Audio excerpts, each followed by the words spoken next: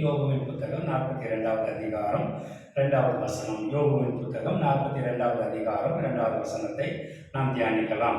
தேவரீர் சகலத்தையும் செய்ய வல்லவர், நீர் செய்ய நினைத்தது தடைபடாது என்பதை அறிந்திருக்கிறேன் என்று சொல்லி யோபு சொல்கிறார். அப்படின்னா என்ன அர்த்தம் அப்படின்னு பார்த்தீங்கன்னா, ஆண்டவர் செய்ய நினைக்கிறது தடைபடவே படாது. அது மாத்திரமல்ல, அவர் சகலத்தையும் செய்வதற்கு அவர் வல்லமையுள்ள தேவனாய் இருக்கிறார்.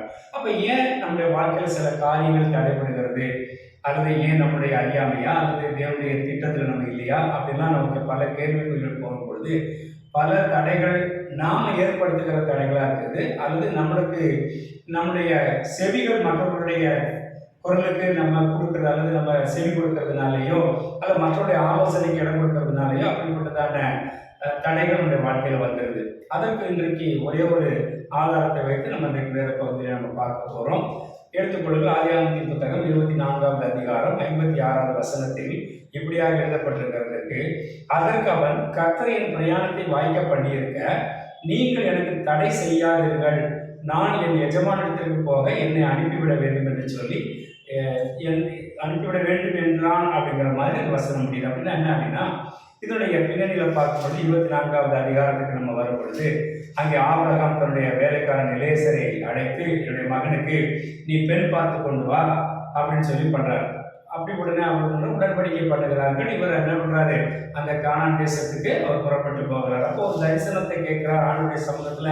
ஆண்டவரே, எனக்கு இப்படி எதிர்கொண்டு வருகிறதான பெண்கள் அந்த இடத்துல கிணத்துல தண்ணி எடுத்துட்டு இருக்கிறாங்க. அப்போ இதுல ஒரு பெண் நான் குடிக்கிறதுக்கு தாகத்திற்கு தான் சொல்லும் பொழுது எனக்கும் அவள் தண்ணீரை கொடுக்க வேண்டும். அதே சமயத்துல அவள் இந்த ஒட்டகத்திற்கு மாறுகிறேன் என்று சொல்லுகிறதான பெண் தான் என் எஜமானுடைய குமாரனுக்கு ஏற்ற பெண் என்று சொல்லி நான் தீர்மானிப்பேன் என்று சொல்லி அவர் சொல்லிட்டு ஆணுடைய சமூகத்துல ஒரு வேண்டுகளோடு கூட அவர் புறப்படுகிறார். அதே போல அங்கே நடக்கிறது. உடனே அங்கே நடத்தோம்னா அவருக்கு கொண்டு வந்திருந்த உச்சிதமான பொருள்களை அந்த மகளுக்கு கொடுக்கிறார். உடனே இந்த ரெபேக்காள் போய் தன்னுடைய அண்ணன் இங்கே லாபான் இடத்துல போய் சொல்லுகிறார். உடனே அவரும் அவளை அழைத்து கொண்டு வான்னு சொல்றாங்க. அப்போ அந்த நடந்த சம்பவத்தை எல்லாம் அவர் என்ன பண்றாரு, விவரிக்கிறார்.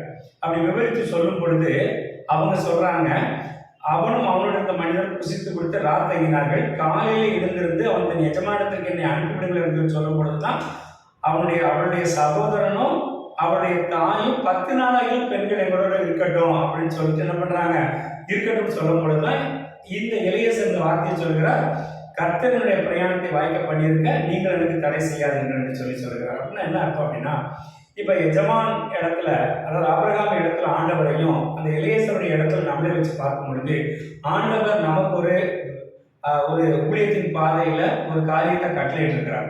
அப்ப அந்த காரியத்தை நம்ம தரிசனத்தோடு கூட அல்லது ஆண்டவருடைய சித்தத்தோடு கூட செய்யும் பொழுது இப்படிப்பட்டதான அன்பினால வரக்கூடிய தடைகள் சில இடங்கள் வரும். எப்படி பார்த்தீங்கன்னா, ஏங்க ரொம்ப நீங்க டயர்டா இருக்கீங்க, ஏன் இன்னைக்கு நீங்க ஊழியத்துக்கு போகணுமா, அல்லது நாளைக்கு போய்க்கலாமே, அல்லது நீங்க இப்படி உங்களுக்கு ஜொரம் அடிக்குது, நீங்க அதை கண்டிப்பா அதை செய்யணுமா அப்படின்னு சொல்லிட்டு அவங்க செய்யக்கூடிய தடைகள் ஒரு நியாயமான தடைகளாக இருக்கும். அதே போலதான் சொல்றார்கள், 10 நாளாகிலும் பெண் எங்களோட இருக்கட்டும், அப்புறம் நீங்க கூட்டிக் கொண்டு போங்கன்னு சொல்றாரு. இல்ல, கர்த்தர் என் பிரயாணத்தை வாய்க்க பண்ணியிருக்க, நீங்க தடை செய்யாதீர்கள் என்று சொல்லி அங்கே எலியேசர் சொல்கிறார். உடனே பெண்ணுடைய வாய்ப்பை கேட்போங்கிறாங்க. பெண்ணு நான் வர சம்மதிக்கிறேன்னு சொன்ன உடனே பெண்ணை கூட்டிக் கொண்டு அங்கே தன்னுடைய எஜமான இடத்துல அவர் செல்வதாய் நம்ம பார்க்கிறோம்.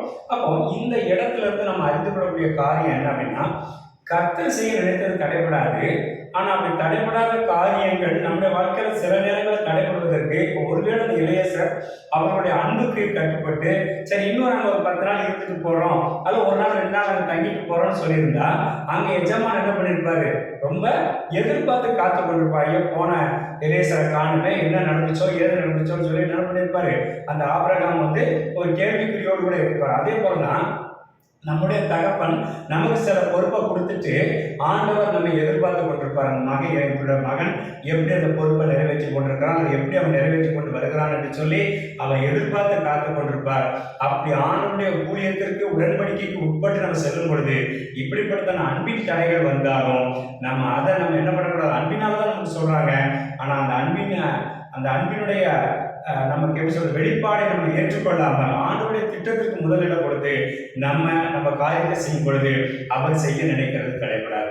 அப்ப இந்த காலை வேளையில அல்லது இந்த நாளிலும் கூட ஒருவேளை இதை கேட்டுக்கொண்டிருக்கிறதான அருமையான பிள்ளைகளை, நம்ம ஆண்டவருடைய திட்டத்திற்கும் ஆண்டவர் நம்மளோடு கூட பண்ணியிருக்கிற உடன்படிக்கைக்கும் எப்பேற்பட்டதான அன்பு குறுக்கள் என்னாலும் அந்த அன்பிற்கு நம்ம செவிகளை சாய்க்காதபடி ஆண்டவருடைய சித்தத்தையும் ஆண்டவருடைய திட்டத்தையும் நிறைவேற்றுகிற பிள்ளைகளாய் கர்த்தரின் பிரயாணத்தை வாய்க்க பண்ணியிருக்க நீங்க தடை செய்யாதீர்கள் என்று சொல்லி அவர்களையும் நம்ம நேசிக்கணும். அதே சமயம் தேவ திட்டத்தையும் நம்ம இடைவிடாமல் அல்லது தடைபடாமல் பண்ணுவதற்கு ஆண்டவர் நமக்கு நல்ல ஞானத்தையும் பலனையும் தருவாராக. அப்ப எல்லாரும் கண்களை கூட ஆண்டவருக்கு சொல்லுவோம், ஆண்டவரே எங்களுக்கு எப்பேற்பட்ட தடைகள் வந்தாலும் அன்பினால் வர தடைகள் வந்தாலும் அதை மேற்கொள்வதற்கு எங்களுக்கு பலன் தாரும் என்று சொல்லி நம்ம கேட்கும் பொழுது ஆண்டவர் பெரிய காரியங்களை செய்கிற தேவனாக இருக்கிறார். ஒரு நிமிஷம் கண்களை மூடுவோம், தலைகளை தாழ்த்துவோம். ஆண்டவரே, நீங்க சொல்லியிருக்கிறீங்க தேவரீர் சகலத்தையும் செய்ய வல்லவர்னு சொன்னீங்கப்பா. நீங்க செய்ய நினைத்த காரியம் தடைபடாது. ஒருவேளை இந்த இளையசருடைய காரியத்தை வைத்து நாங்கள் பார்க்கும் பொழுது அவன் அந்த அன்பிற்கு தன்னுடைய செவிகளை சாய்த்திருந்தால் எஜமானுடைய கட்டளைக்கு கீழ்ப்படியாமல் ஒருவேளை கால தாமதமாய் அதை செய்திருப்பான். ஆனால் நாங்கள் எந்த கால தாமதம் இல்லாமல் தேவனுடைய திட்டத்தையும் கட்டளை செய்வதற்கு எப்பேற்பட்டதான அன்புகள் குறுக்க வந்தாலும் அந்த அன்பை காட்டிலும் தேவனுடைய அன்பை பெரிதாக எண்ணி தேவனுடைய திட்டத்தை பெரிதாக எண்ணி ஊழியத்தின் பாதையில் ஓடுவதற்கு நீங்க கிருபை பாராட்டுங்க. நீங்க ஒருவர் மாத்திரம் மகிமைப்படுங்க. சகல புத்தி கன மகிமையாகவும் செலுத்துகிறோம். இயேசு நாமத்தில் பிதாவே, ஆமென். கர்த்தர் உங்களை ஆசீர்வதிப்பாராக. ஆமென்.